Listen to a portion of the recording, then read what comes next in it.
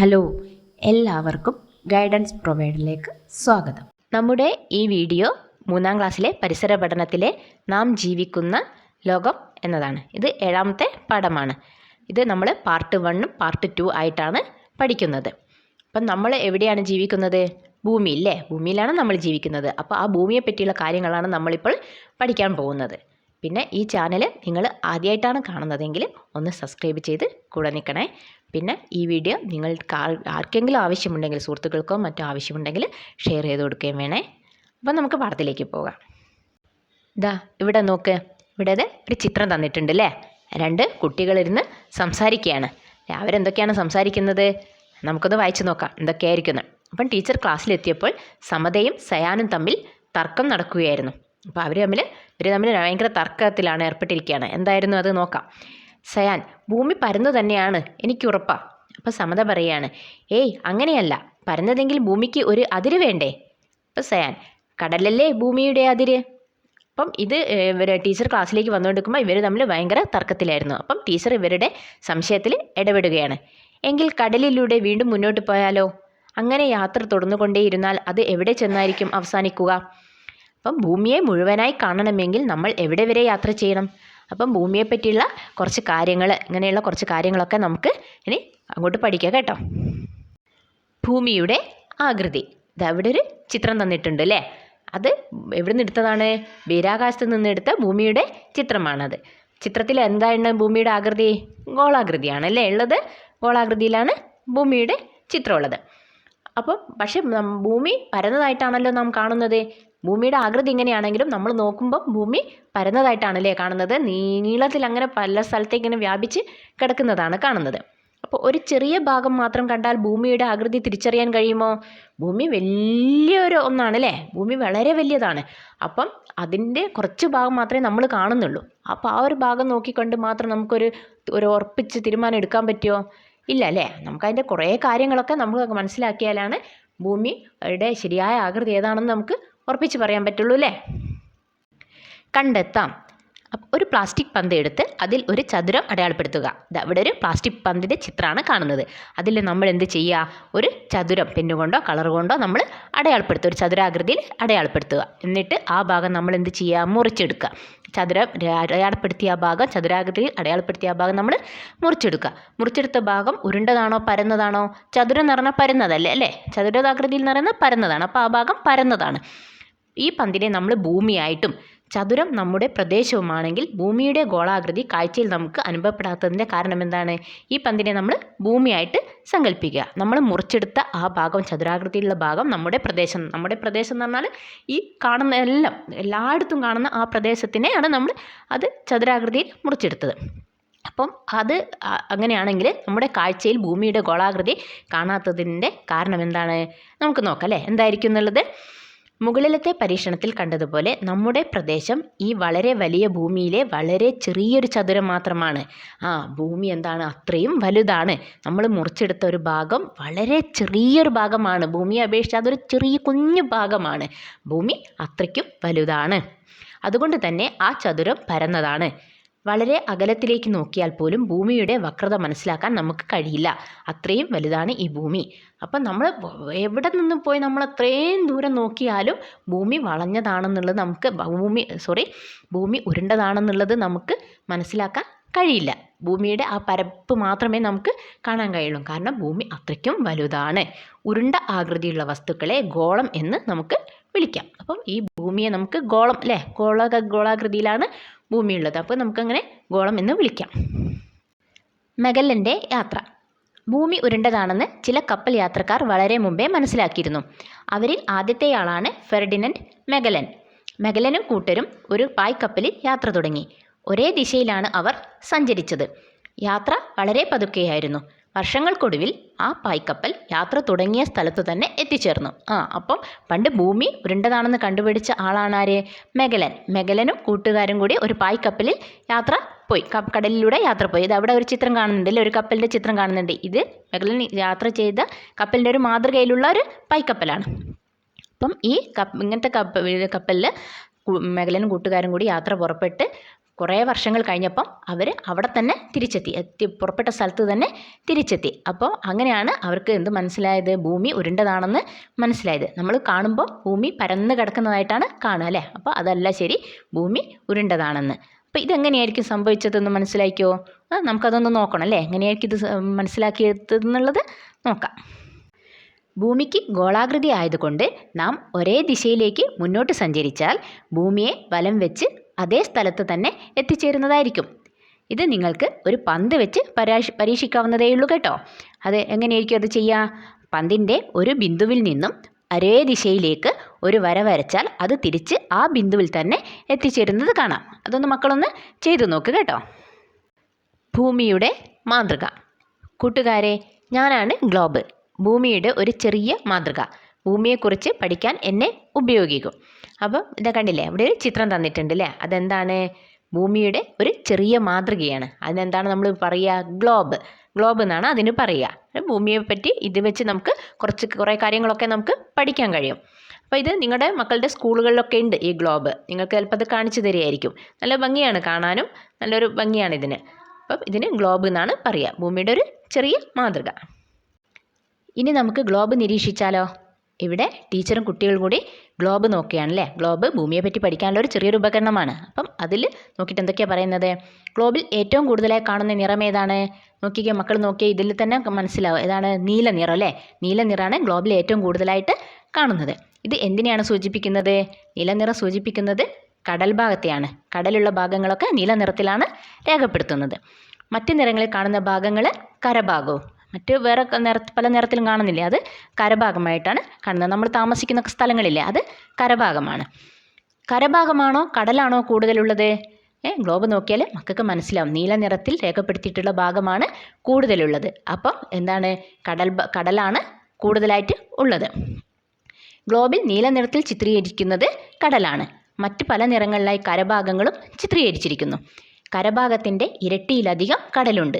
അപ്പം ഏറ്റവും കൂടുതലുള്ളത് ഭൂമിയിൽ കടൽ ഭാഗമാണ് അല്ലേ? കരയുടെ ഇരട്ടിയിലധികം ഭാഗം ഏതാണ്? കടലാണ്. ആകാശം നോക്കാം. ഇവിടെ ഒരു ചിത്രം തന്നിട്ടുണ്ട് അല്ലേ? ആകാശത്തിൻ്റെ ചിത്രമാണത്. നിങ്ങൾ ആകാശത്തേക്ക് നോക്കിയിട്ടില്ലേ? എല്ലാവരും നോക്കൂല്ലേ ആകാശത്തേക്ക്? മക്കളെല്ലാവരും നോക്കും. എന്തെല്ലാം കാഴ്ചകളാണ് ആകാശത്തുള്ളത്? നിങ്ങൾ നോക്കിയപ്പോൾ എന്തൊക്കെ കണ്ടിട്ടുണ്ട് അല്ലേ? രാത്രിയിൽ നോക്കുകയാണെങ്കിൽ ചന്ദ്രനെ കാണാം, നക്ഷത്രങ്ങളെ കാണാം അല്ലേ? ആകാശം എവിടെയെല്ലാം കാണുന്നുണ്ട്? തലയ്ക്ക് മുകളിൽ മാത്രമാണോ ആകാശം കാണുന്നത്? ആകാശം നമുക്ക് തലയ്ക്ക് മുകളിൽ മാത്രമായിട്ടാണോ കാണുന്നത് അല്ലേ? ആകാശം എല്ലായിടത്തുനിന്നും മുകളിലോട്ട് നോക്കിയാൽ നമുക്ക് ആകാശമാണല്ലേ കാണുന്നത്. സ്കൂൾ മൈതാനത്തിന് നടുവിൽ ചെന്ന് ആകാശം നിരീക്ഷിച്ചു നോക്കൂ. നിങ്ങളുടെ ഏതെല്ലാം വശങ്ങളിൽ ആകാശം കാണുന്നുണ്ട്? ഭൂമിയുടെയും ആകാശത്തിൻ്റെയും ചിത്രീകരണം നിരീക്ഷിക്കണം. അപ്പം ആകാശം എവിടെ നോക്കിയാലും, എവിടെ പോയി നമ്മൾ നോക്കിയാലും, മുകളിലോട്ട് നോക്കിയാൽ ആകാശമാണല്ലേ കാണുന്നത്. നമ്മൾ മുകളിലോട്ട് നോക്കിയിട്ട് എങ്ങനെ കറങ്ങിയൊക്കെ നോക്കിയാലും എല്ലാ ഭാഗത്തും ആകാശമാണ് നമുക്ക് കാണാൻ കഴിയുക. ഇവിടെ നോക്ക്, ഇവിടെ ഒരു പദസൂര്യൻ തന്നിട്ടുണ്ട്. ഇതിൽ ഭൂമി ആകാശം ഇവിടെ തന്നിട്ടുണ്ട്. ബാക്കി വിട്ട ഭാഗം നമ്മൾ എന്താക്കണം? പൂരിപ്പിക്കണം, പദസൂര്യൻ പൂർത്തിയാക്കണം. അപ്പം നമുക്ക് എങ്ങനെയാണെന്നൊക്കെ നോക്കാം.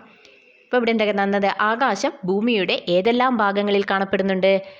ഭൂമിക്ക് ചുറ്റിലും കാണുന്നുണ്ട് അല്ലേ?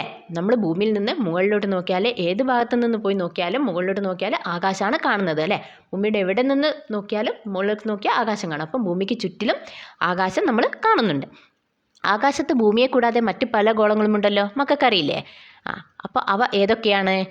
അത് വെച്ച് നമുക്ക് ഈ പദസൂര്യൻ പൂർത്തിയാക്കാം. നമുക്ക് ഏതൊക്കെ എഴുതാം? മക്കൾ നോക്കുമ്പം ഒരുപാട് നക്ഷത്രങ്ങളെയൊക്കെ കാണുന്നുണ്ട് അല്ലേ? അപ്പം നമുക്ക് എന്തൊക്കെ ഇതിനകത്ത് എഴുതാം?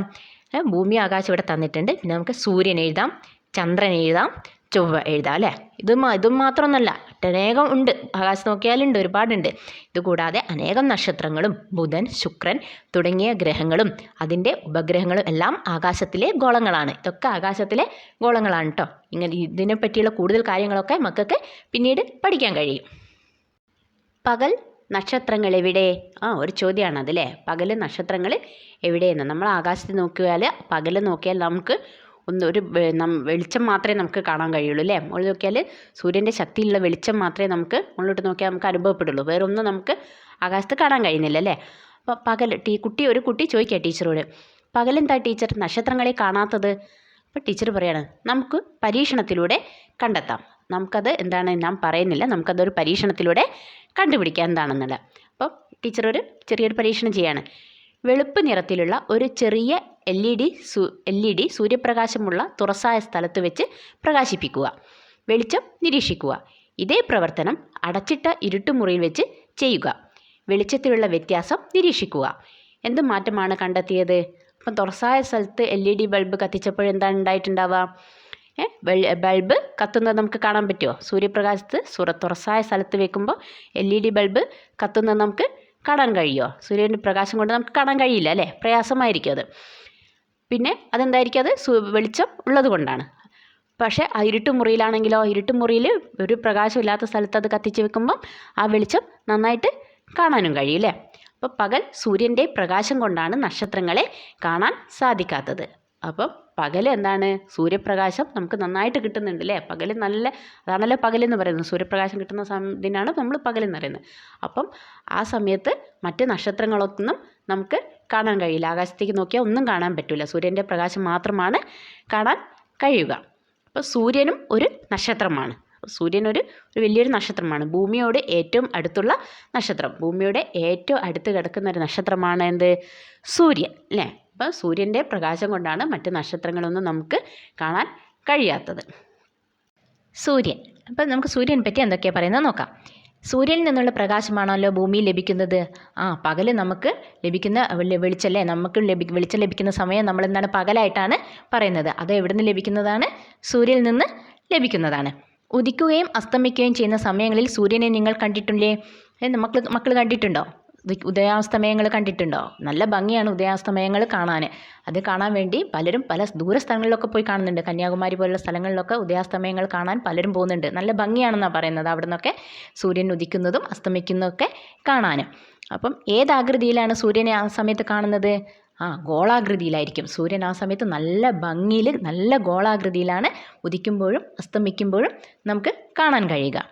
ഭൂമിയെ അപേക്ഷിച്ച് സൂര്യൻ വളരെ വലിയ ഗോളമാണ്. വളരെ ദൂരെയായതിനാലാണ് ഭൂമിയിൽ നിന്ന് നോക്കുമ്പോൾ നമുക്ക് സൂര്യനെ ചെറുതായി തോന്നുന്നത്. ഭൂമിയും സൂര്യനും തമ്മിൽ വളരെ അകലത്തിലാണുള്ളത്.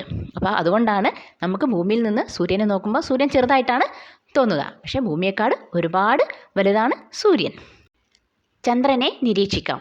ഇവിടെ ഒരു ചിത്രം തന്നിട്ടുണ്ട് അല്ലേ? അത് രാത്രിയത്തെ ചിത്രമാണ്, പകലത്തെ ചിത്രമല്ല കേട്ടോ. അപ്പോൾ ആ തിളങ്ങി നിൽക്കുന്നത് സൂര്യനും അല്ല, ചന്ദ്രൻ്റെ ചിത്രമാണ്. ചന്ദ്രനാണ് നല്ല വെളിച്ചത്തിലിങ്ങനെ കാണുന്നത്. ഭൂമിക്ക് ഏറ്റവും അടുത്ത് സ്ഥിതി ചെയ്യുന്ന ആകാശഗോളമായ ചന്ദ്രന് സ്വയം പ്രകാശിക്കാൻ കഴിയില്ല. ചന്ദ്രൻ അപ്പോൾ എന്താണ്? സ്വയം പ്രകാശിക്കാൻ കഴിയില്ല. അപ്പോൾ പക്ഷേ ഇവിടെ ചന്ദ്രൻ നല്ല തിളങ്ങി നിൽക്കുന്ന ചിത്രമാണ് നമ്മൾ കാണുന്നത് അല്ലേ? നല്ല വെളിച്ചമൊക്കെ ചുറ്റും കിട്ടുന്നുണ്ട്. ആ ചിത്രമാണ് നമ്മൾ കാണുന്നത്. പക്ഷേ എന്താണ്? ചന്ദ്രന് സ്വയം പ്രകാശിക്കാൻ കഴിയില്ല. സൂര്യൻ്റെ പ്രകാശം പ്രതിഫലിപ്പിക്കുന്നതാണ് ചന്ദ്രൻ്റെ തിളക്കത്തിനും രാത്രിയിലെ നിലാവിനും കാരണം. നിലാവ് മക്കൾ കണ്ടിട്ടുണ്ടോ? രാത്രി ചില ദിവസങ്ങളിൽ നമുക്ക് കാണാം അല്ലേ? രാത്രിയിൽ പുറത്തിറങ്ങി നോക്കിയാൽ കാണാം, നല്ല വെളിച്ചം കാണാം. പറമ്പിലോ മുറ്റത്തൊക്കെ നല്ല വെളിച്ചം കാണാം. നമുക്ക് നല്ലൊരു സുഖം തോന്നും ആ വെളിച്ചം കാണുമ്പോൾ. നമ്മൾ പറയും നിലാവെന്ന് പറയുക അതിനല്ലേ. അപ്പോൾ അത് ചന്ദ്രൻ്റെ വെളിച്ചമാണെന്നാണ് നമ്മൾ കരുതുക. പക്ഷേ ചന്ദ്രൻ്റെ വെളിച്ചമല്ല. ചന്ദ്രന് സ്വയം പ്രകാശിക്കാൻ കഴിയില്ല. അത് സൂര്യൻ്റെ വെളിച്ചം പ്രതിഫലിച്ച് വരുന്നതാണ്. അപ്പം നമുക്ക് അതിൽ എന്താണ്? നല്ല നിലാവുണ്ടാവും, ചന്ദ്രനും നന്നായിട്ട് തിളങ്ങും. ചന്ദ്രൻ നോക്കിയാൽ നമുക്ക് നല്ല വെളിച്ചത്തിൽ ചന്ദ്രനെ നമുക്ക് കാണാൻ കഴിയും. അപ്പോൾ രാത്രിയിലും വെളിച്ചം നൽകുന്നത് സൂര്യൻ തന്നെ. അപ്പോൾ ഒരു കുട്ടി ഇങ്ങനെ ചിന്തിക്കുകയാണ്, രാത്രിയിലും അപ്പം വെളിച്ചം നൽകുന്നത് സൂര്യൻ തന്നെയാണല്ലേ. നമ്മൾ വിചാരിക്കും ചന്ദ്രൻ്റെ വെളിച്ചമാണെന്ന്. ചന്ദ്രന് പക്ഷേ സ്വയം പ്രകാശിക്കാൻ കഴിവില്ല. സൂര്യൻ്റെ വെളിച്ചം പ്രതിഫലിച്ചിട്ടാണ് നമുക്ക് എന്ത് കിട്ടുന്നത്? രാത്രിയിൽ നിലാവൊക്കെ കിട്ടുന്നത്. സൂര്യൻ എന്ത് വലിപ്പം? നമുക്ക് അതൊന്ന് നോക്കാം. സൂര്യൻ നിങ്ങളുടെ ക്ലാസ് മുറിയുടെ വലിപ്പമുള്ള ഒരു പന്താണ് എന്ന് വിചാരിക്കുക. അങ്ങനെയെങ്കിൽ ഒരു മുത്തിനോളം ചെറുതായിരിക്കും എന്ത്? ഭൂമി അല്ലേ? ചന്ദ്രനാകട്ടെ ഒരു കടുകുമണിയുടെ വലിപ്പമേ ഉണ്ടാകുള്ളൂ. എന്നാൽ അസ്തമയ സമയത്തെ സൂര്യനെയും പൂർണ്ണചന്ദ്രനെയും നോക്കിയാൽ ഒരേ വലിപ്പമായി തോന്നും. എന്തുകൊണ്ടായിരിക്കും അത്? സൂര്യന് വലിയതാണ് അല്ലേ? ഭൂമി ചെറുതാണ്, ചന്ദ്രൻ അതിലും ചെറുതാണ്. പക്ഷേ അസ്തമയ സമയത്തെ സൂര്യനെയും പൂർണ്ണചന്ദ്രനെയും ഒരേ വലിപ്പത്തിൽ നമുക്ക് കാണാൻ കഴിയും. അതെന്തുകൊണ്ടായിരിക്കും? ഒരു ഫുട്ബോൾ മേശപ്പുറത്ത് വെച്ച് വലിപ്പം നിരീക്ഷിക്കുക. ശേഷം അതേ ഫുട്ബോൾ സ്കൂൾ മുറ്റത്ത് ഏറ്റവും അകലെയായി വെച്ച് ദൂരെ നിന്നും വലിപ്പം നിരീക്ഷിക്കുക. ഒരേ ഫുട്ബോൾ തന്നെ ആദ്യം വലുതായും പിന്നീട് ചെറുതായുമല്ലേ കാണപ്പെടുന്നത് അല്ലേ? നമ്മൾ അടുത്ത് മേശപ്പുറത്ത് വെച്ച് നമ്മൾ അടുത്ത് നോക്കുമ്പോൾ ഫുട്ബോൾ കുറച്ച് വലിയതായിരിക്കും അല്ലേ? ആ ഫുട്ബോൾ തന്നെ നമ്മൾ ദൂരെ സ്കൂൾ ഗ്രൗണ്ടിൽ ദൂരെ കൊണ്ട് വെച്ചിട്ട് നമ്മൾ ദൂരെ നിന്ന് നോക്കുമ്പോൾ അതേ വലിപ്പം ഉണ്ടാവുമോ? ഇല്ല, കുറച്ചുകൂടി ചെറുതായിട്ടാണ് നമുക്ക് ഫുട്ബോൾ കാണാൻ കഴിയുക. അതും എന്തുകൊണ്ടായിരിക്കും അല്ലേ? നമുക്കത് നോക്കാം. ദൂരത്ത് നിന്ന് നോക്കുമ്പോൾ ഏതൊരു വസ്തുവിനെയും അതിൻ്റെ യഥാർത്ഥ വലുപ്പത്തിനെ അപേക്ഷിച്ച് ചെറുതായിട്ടാണ് നമുക്ക് കാണാൻ കഴിയുന്നത്. നമ്മളിപ്പോൾ ദൂരെയുള്ളൊരു വസ്തുവിനെ കാണുകയാണെങ്കിൽ, ദൂരെ നിന്ന് നോക്കി കാണുകയാണെങ്കിൽ നമുക്ക് അതിൻ്റെ യഥാർത്ഥ വലുപ്പം കണ്ണിന് കിട്ടുകയില്ല. നമ്മൾ അതിൻ്റെ അടുത്ത് പോയി നോക്കുമ്പോഴാണ് നമുക്കത് കുറച്ചുകൂടി വലുതായിരുന്നെന്ന് മനസ്സിലാക്കാൻ കഴിയുക. സൂര്യൻ ഭൂമിയിൽ നിന്ന് വളരെ അകലെയാണ്. എന്നാൽ ചന്ദ്രൻ അങ്ങനെയല്ല. സൂര്യനെ അപേക്ഷിച്ച് ചന്ദ്രൻ ഭൂമിയുടെ അടുത്തായാണ് സ്ഥിതി ചെയ്യുന്നത്. പകലും രാത്രിയും. അപ്പോൾ ഇവിടെ ചിത്രത്തിൽ എന്താണ്, ഫോൺ ചെയ്യുകയാണല്ലേ. സമത അവളുടെ അച്ഛന് ഫോൺ ചെയ്യുന്ന ചിത്രമാണ് കാണുന്നത്. എന്തൊക്കെയാണ് പറയുന്നത്? അമേരിക്കയിലുള്ള അച്ഛനോട് സമത സംസാരിക്കുന്നത് നോക്കൂ. അപ്പോൾ അമേരിക്കയിലുള്ള അച്ഛനെ വിളിച്ചിട്ട് സമത സംസാരിക്കുകയാണ്. എങ്കിൽ ശരി അച്ഛാ, എനിക്ക് ഉറക്കം വരുന്നു, ഗുഡ് നൈറ്റ്. അപ്പോൾ അച്ഛൻ മറുപടി പറയാണ്, ശരി മോളെ, ഞാൻ രാവിലെ ഓഫീസിലെത്തിയതേ ഉള്ളൂ. അപ്പോൾ സമത പറയുന്നത്, സമത ഇന്ത്യയിലിരുന്നുകൊണ്ടാണ് പറയുന്നത് അല്ലേ. എന്താ അച്ഛാ, എനിക്ക് ഉറക്കം വരുന്നു, ഞാൻ ഉറങ്ങാൻ പോവുകയാണ്. അപ്പം അമേരിക്കയിൽ അച്ഛൻ പറയാണ്, ശരി മോളെ, ഞാൻ ഇപ്പോൾ ഓഫീസിലെത്തിയിട്ടേ ഉള്ളൂ. അപ്പോൾ രാത്രിയായിരിക്കും ഓഫീസ് വർക്ക് ചെയ്യുന്നുണ്ടാവുക. ഓഫീസ് ജോലി രാത്രിയാണ് ഉണ്ടാവുക, അല്ല പകലല്ലേ? നമുക്ക് എല്ലായിടത്തും പകലല്ലേ വർക്കൊക്കെ ഉണ്ടാവുക, ജോലി ഉണ്ടാവുക. രാത്രി എല്ലാവരും എന്താണ് കിടന്നുറങ്ങുകയാണ് അല്ലേ ചെയ്യുന്നത്. അപ്പം രണ്ട് സമയമായിട്ടാണ് കാണുന്നത് അല്ലേ. അമേരിക്കയിൽ വേറെ സമയം, ഇന്ത്യയിൽ വേറെ സമയമായിട്ടാണുള്ളത്. അപ്പോൾ അതെന്തായിരിക്കും? നമുക്ക് കണ്ടെത്തണ്ടേ എന്താണെന്നുള്ളത്. നമുക്ക് രാത്രിയായിരിക്കുമ്പോൾ അമേരിക്കയിൽ പകലാകുന്നത് എന്തുകൊണ്ടായിരിക്കും? മക്കൾ കേട്ടിട്ടുണ്ടാവും അല്ലേ. അങ്ങനെ നമുക്ക് ഇവിടെ പകലാകുന്ന സമയത്ത് അമേരിക്കയിലുള്ളവർക്കൊക്കെ രാത്രിയായിരിക്കും. അവർക്ക് പകലാവുന്ന സമയത്ത് നമുക്കിവിടെ രാത്രിയായിരിക്കും. അതെന്തായിരിക്കും? നമുക്ക് ആ ഒരു പരീക്ഷണം ചെയ്തു നോക്കിയാലോ. അപ്പം നോക്കുക എന്താണെന്ന്. ക്ലാസ് മുറിയുടെ വാതിലും ജനലുകളും അടയ്ക്കുക. ഇപ്പോൾ മുറിക്കുള്ളിൽ ഇരുട്ടായല്ലോ. ക്ലാസ് മുറിൻ്റെ ജനലും വാതിലൊക്കെ അടച്ചു കഴിഞ്ഞാൽ റൂമിൽ ഇരുട്ടായിരിക്കും അല്ലേ. പരീക്ഷണത്തിനായി ഒരു എമർജൻസി ലൈറ്റ് ഉപയോഗിക്കാം. ഇത് സൂര്യനായി സങ്കല്പിക്കുക. ഈ എമർജൻസി ലൈറ്റ് നമുക്ക് സൂര്യനായിട്ട് സങ്കല്പിക്കണം. ഇനി ഗ്ലോബിൽ അമേരിക്ക ഉൾപ്പെടുന്ന ഭാഗത്ത് വെളിച്ചം വരത്തക്ക വിധം എമർജൻസി ലൈറ്റ് തെളിയിച്ച് നോക്കുക. അപ്പോൾ അമേരിക്ക വരുന്ന ഭാഗത്തേക്ക് നമുക്ക് ഈ ലൈറ്റ് അടിച്ചു കൊടുക്കാം. ഇന്ത്യ ഉൾപ്പെടുന്ന ഭാഗത്ത് വെളിച്ചം വീഴുന്നുണ്ടോ? എന്താണ് നിങ്ങൾ കണ്ടെത്തിയത്? അപ്പം ഇത് ചെയ്തു നോക്കുമ്പം അമേരിക്കയുടെ ഭാഗത്തേക്ക് നമ്മൾ വെളിച്ചടിച്ച് നോക്കുമ്പോൾ നമുക്ക് മനസ്സിലാവും ഇന്ത്യയുടെ ഭാഗം വരുന്ന ഭാഗത്ത് വെളിച്ചം വീഴുന്നില്ല അല്ലേ. ഇന്ത്യ ഉൾപ്പെടുന്ന ഭാഗത്ത് വെളിച്ചം വീഴുന്നില്ല, അവിടെ ഇരുട്ടാണ്. അപ്പോൾ അതാണ് പറയുന്നത്, നമുക്ക് ആ സമയത്ത് അന്നേരം രാത്രിയായിരിക്കും, അമേരിക്കയിൽ പകലായിരിക്കും. അപ്പം ഇത് ഇങ്ങനെ കുറച്ച് കഴിഞ്ഞാൽ അത് മാറി വരും അല്ലേ. മാറി വരുമ്പോൾ നമുക്ക് എന്തായിരിക്കും? നമുക്ക് വെളിച്ചം വരും. അതും നിങ്ങൾക്ക് ചെയ്തു നോക്കാം. നമ്മളെ ഇന്ത്യയുടെ ഭാഗത്തേക്ക് വെളിച്ചം വരുന്ന തരത്തിൽ ലൈറ്റ് ക്രമീകരിച്ചിട്ട് നോക്കുമ്പോൾ നിങ്ങൾക്ക് എന്ത് മനസ്സിലാവും? അമേരിക്ക നിൽക്കുന്ന ഭാഗത്ത് വെളിച്ചം ഉണ്ടാവില്ല, വീഴില്ല. അപ്പോൾ അവിടെ അത് ഇരുട്ടായിട്ട് നമുക്ക് കാണാൻ പറ്റും. അപ്പം ഇത് ഞങ്ങൾ സ്കൂളുകളിൽ നിന്നോ വീടുകളിൽ നിന്നൊക്കെ ഒന്ന് ചെയ്തു നോക്കണം. വേഗം ചെയ്യാൻ പറ്റുന്ന ഒരു പരീക്ഷണമാണ്. അപ്പോൾ ഇതിങ്ങനെ എന്താ സംഭവിക്കുന്നതെന്നുള്ള കാര്യങ്ങളൊക്കെ മക്കൾക്ക് പിന്നീട് പഠിക്കാം. ഇനി ഗ്ലോബ് മേശപ്പുറത്ത് വെച്ച് ക്ലോക്കിൻ്റെ ചലനദിശയ്ക്ക് എതിരായി ഗ്ലോബ് സാവധാനം തിരിച്ച് ഇന്ത്യ ഉൾപ്പെടുന്ന ഭാഗം ലൈറ്റിന് നേരെ കൊണ്ടുവരിക. അപ്പോഴെന്തായിരിക്കും കാണാൻ പറ്റുക? ഇപ്പോൾ അമേരിക്ക ഉൾപ്പെടുന്ന ഭാഗത്ത് വെളിച്ചം വീഴുന്നില്ല, ഇരുട്ടാണ്. അതായത് ഇന്ത്യ ഉൾപ്പെടുന്ന ഭാഗത്ത് വെളിച്ചം വീഴുമ്പോൾ മറുഭാഗമായ അമേരിക്ക ഉൾപ്പെടുന്ന ഭാഗത്ത് വെളിച്ചം കിട്ടുന്നില്ല. അപ്പം ഇപ്പോൾ എന്താണ്? പകലാണ് അല്ലേ. വെളിച്ചം വീഴുന്ന ഭാഗം പകലായിരിക്കില്ല. അപ്പം ഇന്ത്യയിൽ പകലാണ്, അമേരിക്കയിലോ ഇരുട്ടാണ്, രാത്രിയാണ് അല്ലേ. അങ്ങനെ അത് മനസ്സിലാക്കാൻ കഴിയുന്നുണ്ടല്ലേ. ആദ്യം വെളിച്ചം വീണ ഭാഗത്ത് തന്നെയാണോ ഇപ്പോഴും വെളിച്ചം പതിയുന്നത്? അല്ലല്ലേ, മാറി മാറി വരുന്നുണ്ട്.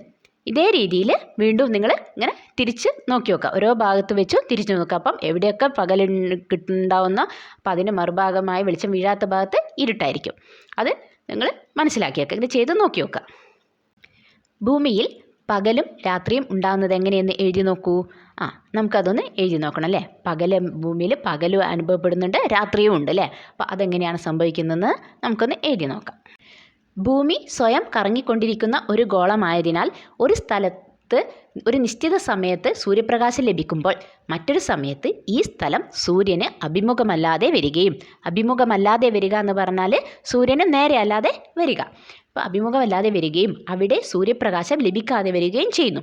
ഇങ്ങനെ സൂര്യപ്രകാശം ലഭിക്കുന്ന സമയം പകലായും ലഭിക്കാത്ത സമയം രാത്രിയായും നമുക്ക് അനുഭവപ്പെടുന്നു. അപ്പം ഇങ്ങനെയാണ് നമുക്ക് രാത്രിയും പകലും അനുഭവപ്പെടുന്നത്. അപ്പോൾ ഇത് മക്കൾ മനസ്സിലാക്കി വെക്കണേ. പിന്നെ നമ്മുടെ ഈ പാഠത്തിൻ്റെ പാർട്ട് 1 ഇവിടെ കഴിഞ്ഞു. അപ്പം നിങ്ങൾ ഈ ചാനൽ ആദ്യമായിട്ടാണ് കാണുന്നതെങ്കിൽ ഒന്ന് സബ്സ്ക്രൈബ് ചെയ്യണേ. പിന്നെ ഈ ക്ലാസ്സിൻ്റെ വീഡിയോ ആർക്കെങ്കിലും ആവശ്യമുണ്ടെങ്കിൽ ഷെയർ ചെയ്ത് കൊടുക്കുകയും വേണേ.